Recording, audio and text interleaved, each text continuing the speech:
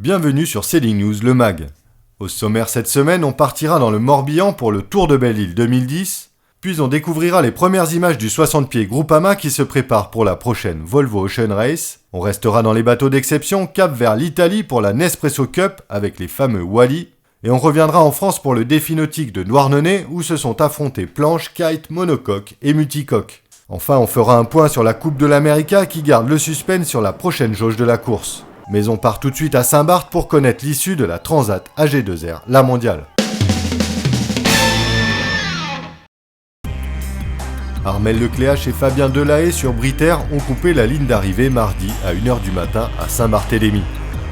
Ils remportent ainsi la 10e édition de la Transat AG2R, la mondiale, après un finish à suspense.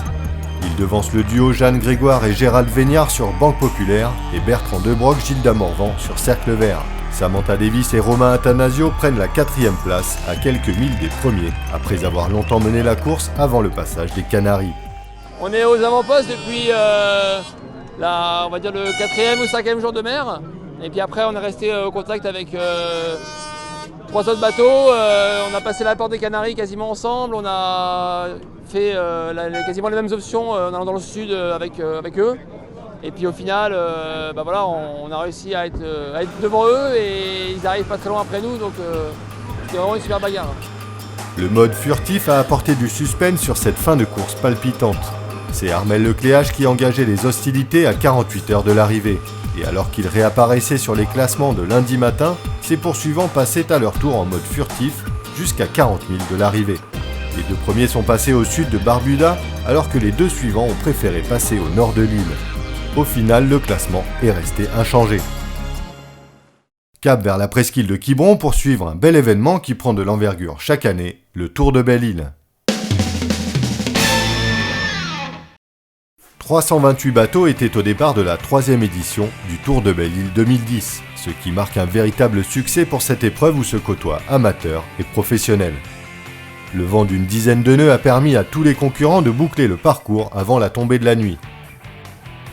Les 6h48 d'Anne Cazeneuve en 2008 ont été divisés par 2 puisque l'équipage d'Actual, skippé par Yves Le Blévec, a bouclé les 41 000 du parcours en 3h24 et 52 secondes, soit une moyenne théorique d'environ 12 nœuds. Le podium au scratch est complété par Tribule, un Exploder 25 conçu et construit en Pologne. Le premier monocoque est sans surprise l'Open 60 Safran de Marc Guillemot, à bord duquel naviguait notamment Karine Fauconnier. On reste dans le secteur et on se décale de quelques milles pour observer les premiers bords de Groupama 70 à l'entraînement au large de l'Orient pour la prochaine Volvo Ocean Race. Franck Camas et son sponsor Groupama ont présenté jeudi 6 mai à la Cité de la Voile Éric Tabarly de Lorient leur engagement dans la Volvo Ocean Race.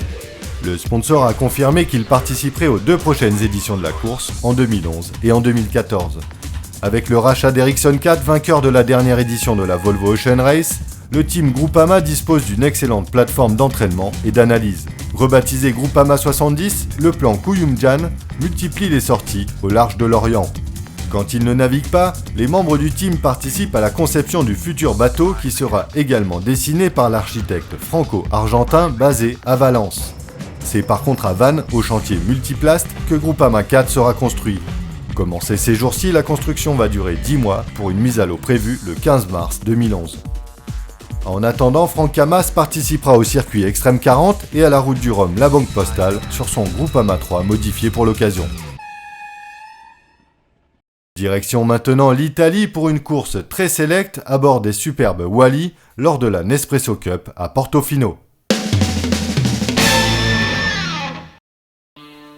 La première édition de la Nespresso Cup s'est déroulée à Portofino, en Italie. 10 Wally avaient fait le déplacement pour cette grande première. Paul Caillard, Loïc Perron et Francisco De Angelis étaient également de la partie. Après 4 manches courues, c'est finalement Magic Carpet Square de Sir Lindsay Owen Jones qui s'empare de la victoire. À égalité de points en tête du classement général samedi soir, le bateau de Sir Lindsay Owen Jones et J1 de Jean-Charles Decaux se sont livrés une véritable bataille. Entouré entre autres de Tom Whedon, tacticien de Dennis Conner sur la Coupe de l'América, et de Marcel Van Triest, navigateur sur la Volvo Ocean Race, Sir Lindsay Owen Jones s'est battu pour cette victoire.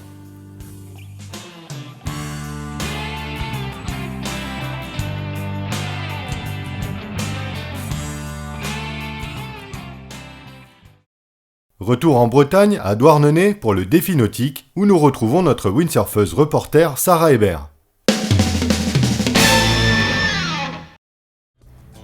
Nous sommes à Douarnenez et dans quelques minutes, la ligne du départ du défi nautique, anciennement défi petit navire, va s'ouvrir. Du beau monde donc dans cette magnifique baie de Douarnenez et une expérience unique pour tous ces marins qui n'ont pas souvent l'occasion de se croiser.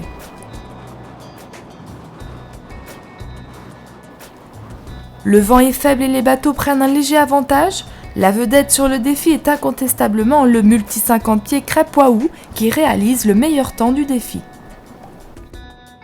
À la suite de ces 2 belles journées de cohabitation, en planche c'est Pascal Boulanger qui crée la surprise, suivi par un kitesurfer de talent, Bruno Sroka. Chez les 60 pieds IMOCA, c'est Safran qui gagne la bataille.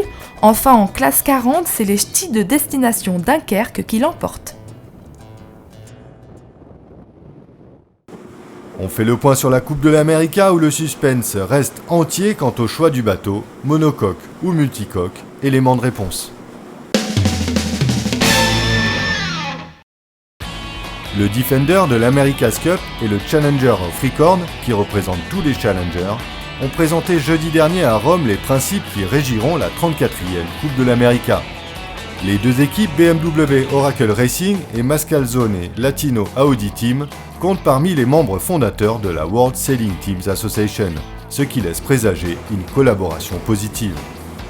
Nous pouvons donc penser que la prochaine coupe se déroulera dans un cadre plus normal. Après avoir affirmé que le Defender serait à l'écoute des challengers, Russell Coutts a continué en détaillant les souhaits du Defender.